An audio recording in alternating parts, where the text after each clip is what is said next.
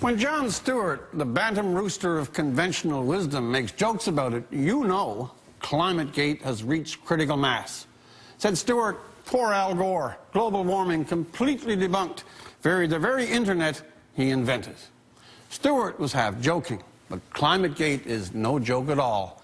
The massive emails from the Climate Research Unit of East Anglia University, let loose by a hacker or a whistleblower, pulls back the curtain on a scene of pettiness, turf protection, manipulation, defiance of freedom of information, lost or destroyed data, and attempts to blacklist critics and skeptics of the global warming cause.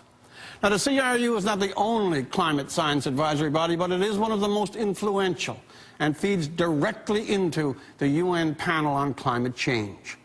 So let's hear no more talk of the science is settled, when it turns out some of the principal scientists behave as if they own the very question of global warming, when they seek to bar opposing research from peer-reviewed journals, to embargo journals they can't control, when they urge each other to delete damaging emails before freedom of information takes hold, when they talk of hiding the decline, when they actually speak of destroying the primary data, and when now we do learn that the primary data has been lost or destroyed. They've lost the raw data on which all the models, all the computer-generated forecasts, the graphs and projections are based. You wouldn't accept that at a grade 9 science fair.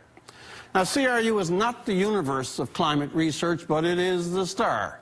These emails demonstrate one thing beyond all else, that climate science and global warming advocacy have become so entwined, so meshed into a mutant creature, that separating alarmism from investigation, ideology from science, agenda from empirical study is well nigh impossible. Climategate is evidence that the science has gone to bed with advocacy, and both have had a very good time.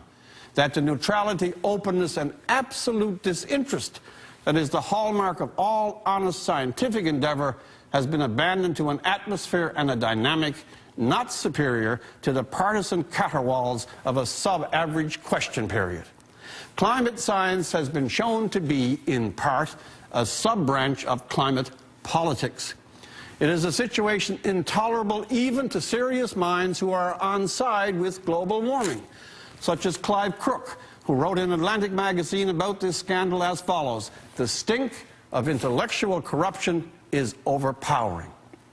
Climate science needs its own reset button, and Climategate should be seen not primarily as a setback, but as an opportunity to cleanse scientific method, to take science away from politics, good causes, and alarmists, and vest climate science in bodies of guaranteed neutrality, openness, real and vigorous debate, and away from the lobbyists, the NGOs, the advocates, the Gores, and professional environmentalists of all kind.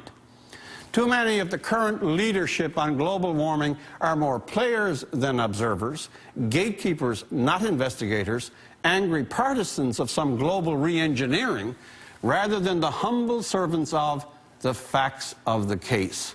Read the emails. You'll never think of climate science quite the same way again. For The National, I'm Rex Murphy. Coming up on The National.